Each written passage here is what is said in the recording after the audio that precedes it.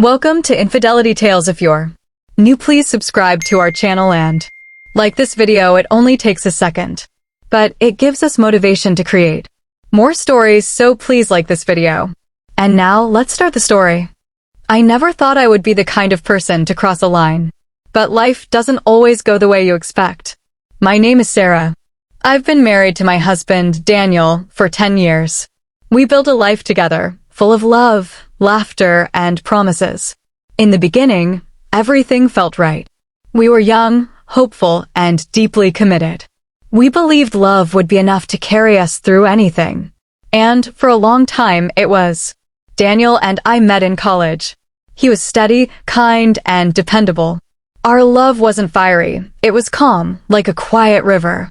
We got married, bought a home, chased dreams together. The early years were good.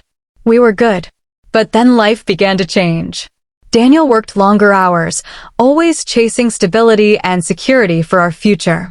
I admired him for that, but I also started to feel invisible. Our conversations became practical. Did you pay the bill? What time is your meeting? We need groceries. The warmth faded.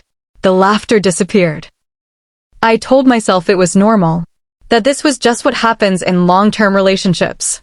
Then I met Aaron. He was my colleague at work. At first, we just worked on projects together and grabbed coffee now and then. But Aaron was different. He noticed things. He remembered small details. When I mentioned a book, he followed up later to ask what I thought. When I looked tired, he asked how I was doing. It was small, simple, but it made me feel seen. I didn't even realize how much I needed that. We were assigned to a big project together, which meant late nights and long hours. I kept telling myself there were boundaries. I was married. I loved my husband. But slowly, my heart began to drift. Aaron made me laugh. He made me feel alive again. One night, while we were working late, I let out a tired sigh. Aaron reached over and gently touched my hand. "You work too hard," he said softly. That small moment broke something open inside me. It wasn't about the touch, it was what it meant. I was lonely. And for the first time, I admitted it. I told myself Aaron and I were just friends. But I looked forward to seeing him. I laughed a little too long. I shared a little too much. I dressed with more care in the mornings, hoping he'd notice. And at home, Daniel and I sat in silence. I wanted to tell him I felt lost, but the words stayed trapped in my throat. I don't know the exact moment everything changed. Maybe it was the way Aaron looked at me like I mattered. Maybe it was the way I felt when he smiled. But one day, I found myself questioning everything I believed about love, loyalty, and myself. I wish I could say I stopped things before they went too far. But emotions don't work like that. You don't fall all at once. You take one small step, then another. And then you're lost. Aaron became a daily part of my life. We exchanged knowing glances at work. We messaged outside of work hours. Nothing physical happened. But emotionally, I was already gone. One night, Daniel looked at me and said, "You've been distracted lately. Is everything okay?" That was my moment to be honest. To tell him I missed him. That I needed more. But instead, I said, "I'm just stressed with work." He believed me. And that broke my heart. Daniel trusted me completely. And I was betraying that trust. I knew I had to make a choice. The next morning, I walked into work determined to create distance with Aaron. But when I saw his smile, my resolve faded. The truth was, I wasn't sure I wanted to let go. That night, I finally faced the truth. I looked at Daniel, sitting at the kitchen table with his coffee and his phone, just like always. And I said the words I had been afraid to say. "I miss us." He looked up surprised. "What do you mean?" "I feel like we've been drifting apart. I don't want us to become strangers." He sighed and rubbed the back of his neck. "I guess I've been so focused on work, I didn't realize how distant we've become." "Are you unhappy?" Tears filled my eyes. "I love you," I whispered. "But I've been missing something. And instead of talking to you, I looked for it somewhere else." His face went pale. "I didn't do anything physical," I added quickly. "But I've been emotionally close to someone else." Silence filled the room. His eyes searched mine, full of pain. "Why are you telling me this now?" he asked. Because I don't want to lose you.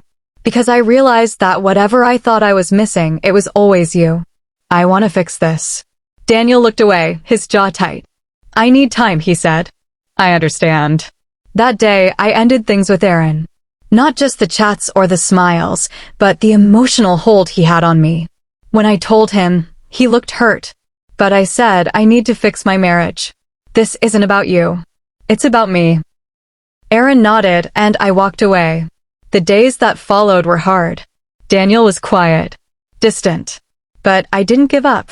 I started showing up for our marriage. I asked how his day was. I listened. I planned small date nights. I was present. One evening, as we sat on the couch, he reached for my hand. I'm still hurt, he said. But I don't want to give up on us. Tears filled my eyes. I'll do whatever it takes. He squeezed my hand. Then let's start again. And in that moment, I understood something deeply. Love isn't about being perfect. It's about choosing each other, even when it's hard. Even when trust is broken. Even when you're scared. And I was ready to choose Daniel. Every single day for the rest of my life. The days turned into weeks, and slowly, something began to shift between us. The silence that used to fill our home started to break, not all at once, but in small, healing moments. A shared smile.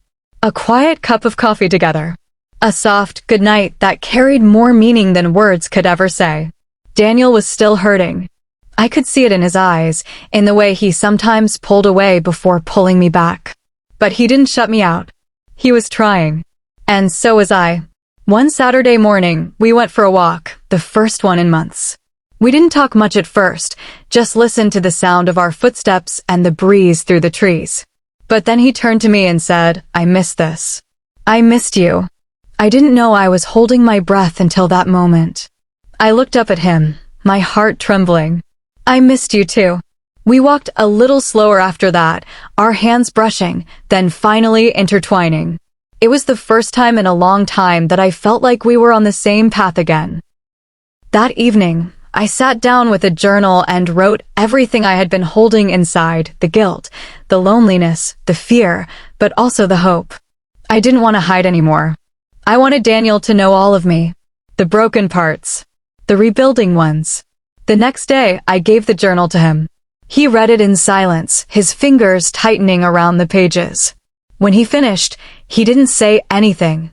He just closed the book and pulled me into his arms.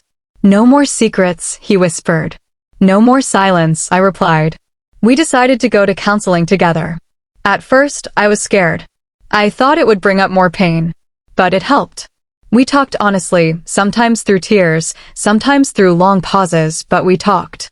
And in those sessions, I learned how much Daniel had been struggling too. He wasn't just working late for money. He was afraid. Afraid he wasn't enough for me. Afraid he was failing. That broke my heart all over again. I thought I was losing you, he said one day during therapy. I thought I was already gone, I answered. But I never stopped loving you. We started creating new habits. Weekly check-ins. Technology-free dinners. Walks without distractions. They weren't big things, but they brought us closer. Step by step. One evening, months later, Daniel came home with something in his hand. It was a small frame. Inside was a photo of us from our early days, laughing, carefree, in love. Below it, he had written, "We found our way back." I cried when I saw it. I know we still have work to do, he said, placing the frame on our bedside table. But I want to keep choosing you. Every day. I nodded, tears running down my cheeks. Me too. Love isn't always easy. It gets tested. It gets tired. Sometimes it even gets lost. But when two people are willing to stop, turn around, and walk back toward each other, that's where healing begins. And that's what Daniel and I chose. Not because it was perfect, but because it was real and worth saving. Months passed, and little by little, our home began to feel like home again. There was still pain, yes. Moments when the past returned like a cold wind through an open window. Sometimes Daniel would go quiet, lost in thought, and I knew he was remembering. And sometimes I would feel a wave of guilt so heavy, I couldn't breathe. But instead of hiding from those moments, we faced them together.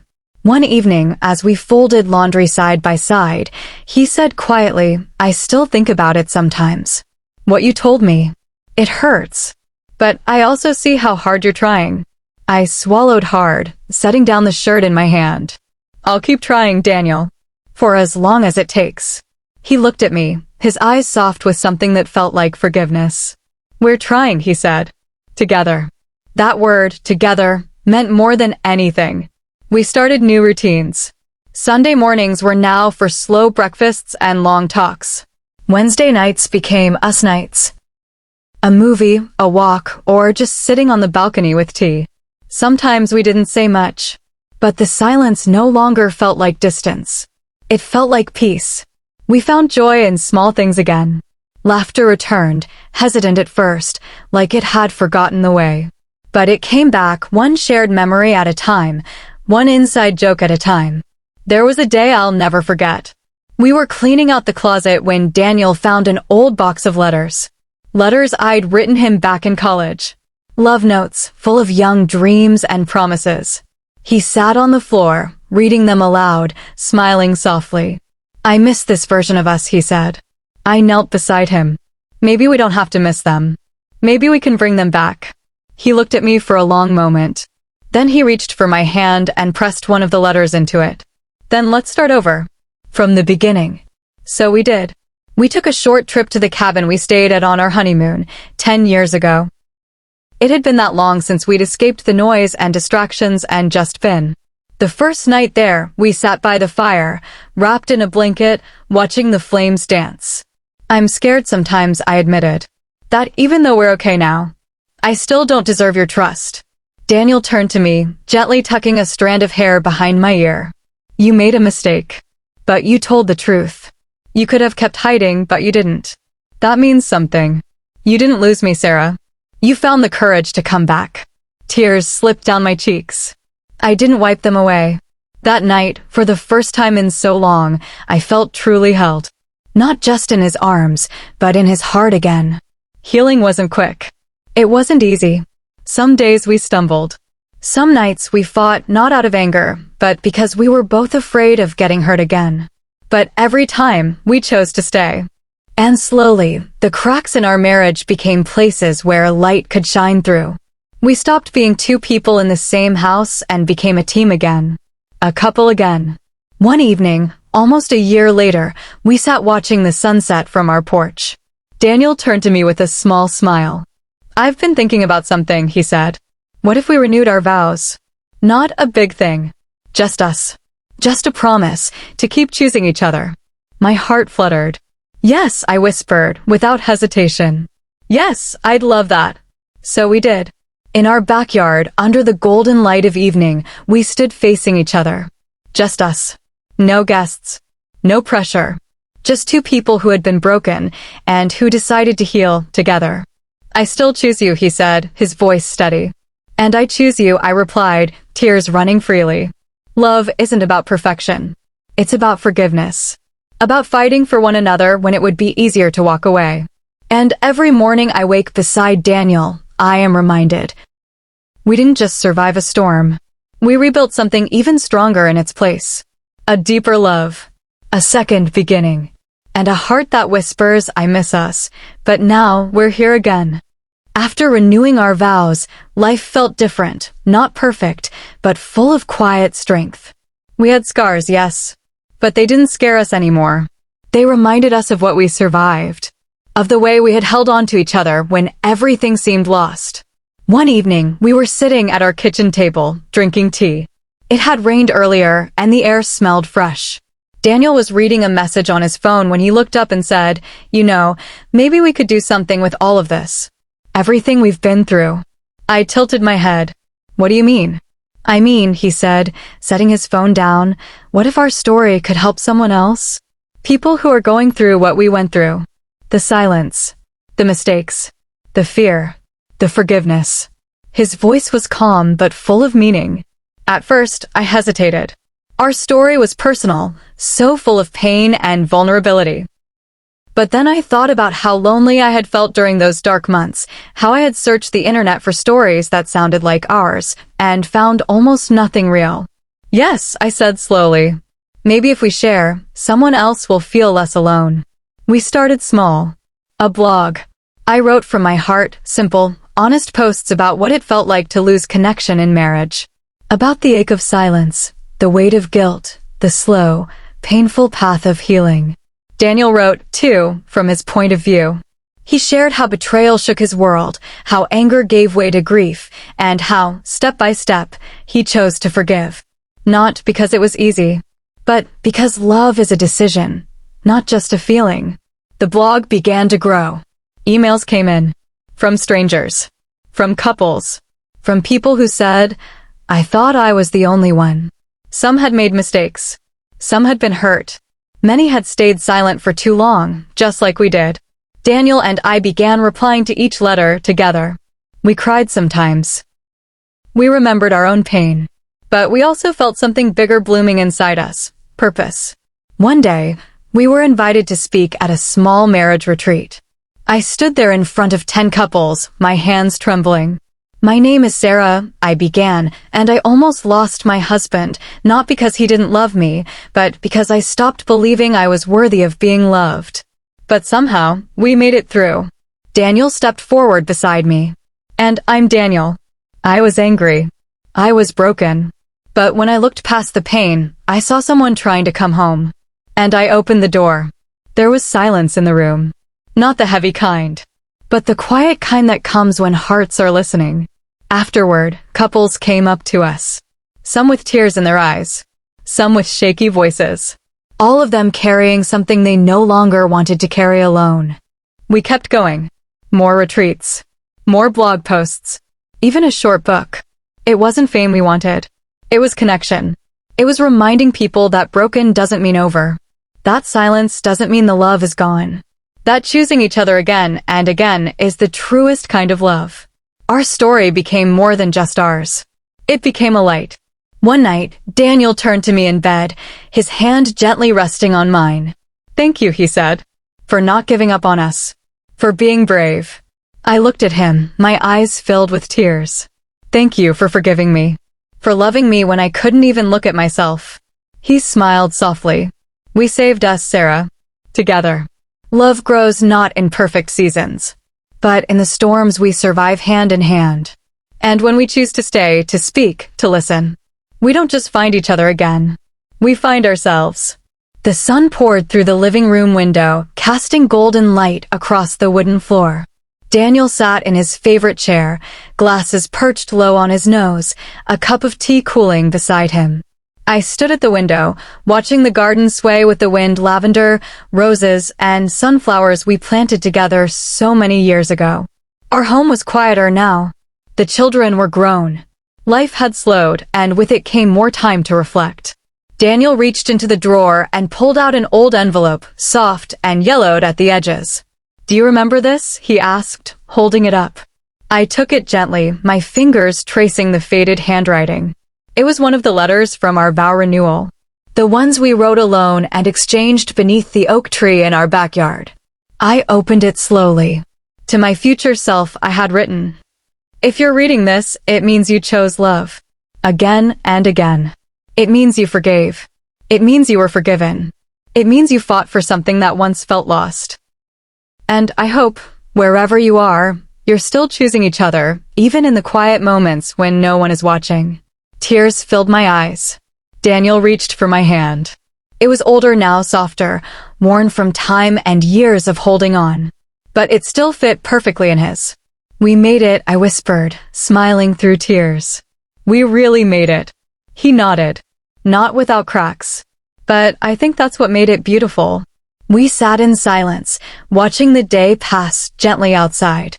The house wasn't as loud as it used to be, but it was full of memories, laughter, apologies, soft music on Sunday mornings, handwritten notes stuck on the fridge, and long hugs that said, I'm still here. Later that evening, I found myself writing again. A new letter. This one for others. For someone else who might one day feel what we felt, disconnected, lost, scared. Dear you. If you're reading this and wondering if your love is too broken to save, I hope you know this. Love doesn't die in silence. It dies when we stop trying. Speak. Cry. Ask for forgiveness. Be brave enough to tell the truth. And gentle enough to receive it. Love will stretch, it will bend, and yes, it may even break. But if it's real, it can heal. We were you once. And now we're here. Together. Older. Softer. Still in love. Not because it was easy, but because we chose each other every single day. With hope. Sarah and Daniel.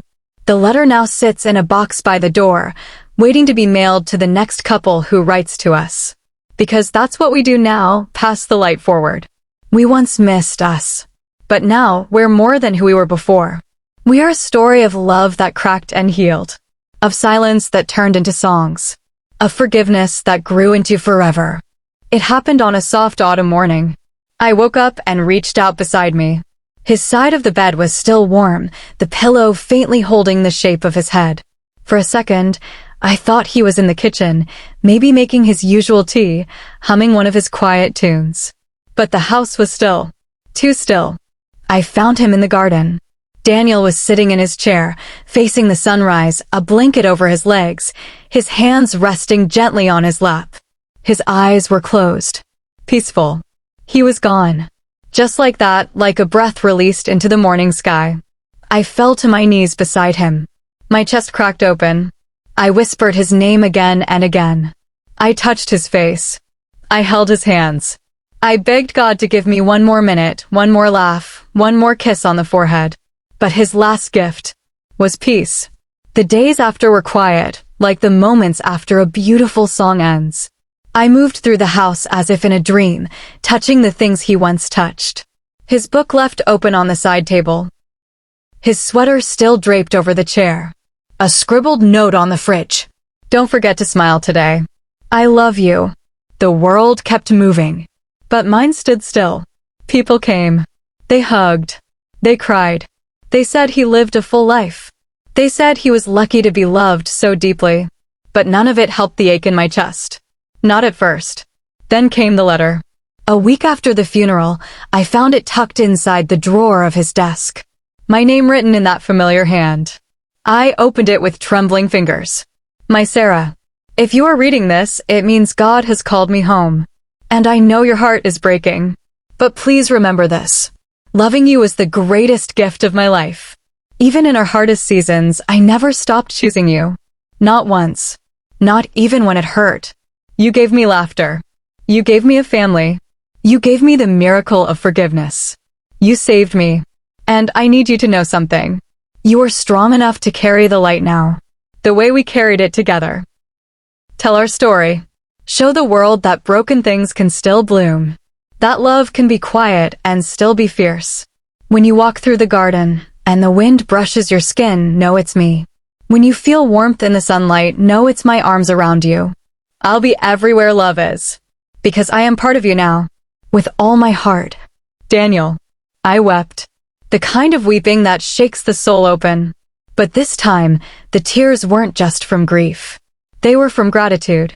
Because I had known a love that outlived pain. A love that didn't leave even in death. Now I live gently. I still walk the garden every morning. I still write letters to couples who are trying to find their way back to each other. I still sleep on my side of the bed, though I often wake to the memory of his breath against my shoulder. And sometimes, when the sun filters through the curtains just right, I feel him. I close my eyes and whisper, I still miss us. But now, it's a sweet kind of missing. The kind that says, we had something beautiful, and it never really left. The years passed like quiet waves. Some days still carried the ache. But I was learning to live again this time, for both of us. The house remained just as he left it. His chair by the garden. His notes inside books, underlined in soft pencil. His scent faint, but still tucked into his sweaters. I started talking to him in the evenings. I'd pour a second cup of tea and place it across from me at the table. I miss your jokes, I'd say, laughing softly. They were terrible, but they were ours. I told him about the neighbors, our grandchildren, the seasons changing. Sometimes I read his letters out loud, just to hear his words in the air again. And though the world saw an old woman sitting alone, I never once felt alone. Because love like ours doesn't leave. It lingers. It transforms. It becomes light. On what would have been our 50th anniversary, I returned to the oak tree. The one where we renewed our vows. The one where we forgave and began again. I brought a blanket and our letters. And I brought my newest one, my final one. To the love of my life. You once told me to keep carrying the light. But now, my love, I am tired. Not sad. Not afraid. Just tired. I have loved so deeply, so fully. And I've been loved just the same. What more could a heart ask for? I'm ready now. To rest. To find you again. Where time doesn't steal moments. Where sorrow does not live. Wait for me, Daniel. I'm almost home. All my love. Sarah. They found her the next morning, wrapped in her shawl beneath the oak tree. A peaceful look on her face, the letter resting over her heart. The garden swayed gently in the breeze. The sky was pink with early light. And though the world lost a soul that day, it felt, for a moment, like the earth paused in reverence. Because a love like that doesn't end. Epilogue. Today, the garden still blooms. The bench beneath the oak is polished and warm from the sun. Visitors often sit and read the plaque carved into the stone nearby. In memory of Sarah and Daniel. They chose each other again and again. Even when it hurt. Even when it was hard. Their love became a light. And that light still lives here. Some leave letters. Some leave flowers. Some just sit, quiet tears on their cheeks. But all who come feel it. The story. The ache. The beauty. The truth. Love is not perfect. But real love, the kind that bends without breaking. The kind that forgives and holds on. That love echoes forever. And here, in this quiet place where two hearts found their way home again, their light remains. If this story resonated with you, don't forget to like this video and leave a comment below. Have you ever faced challenges in your relationships? How did you handle them? We'd love to hear your thoughts, and if you enjoy stories like this, make sure to subscribe to our channel and turn on the notification bell so you never miss and upload. Your support means the world us, and it helps us bring you more powerful stories. Thanks for watching.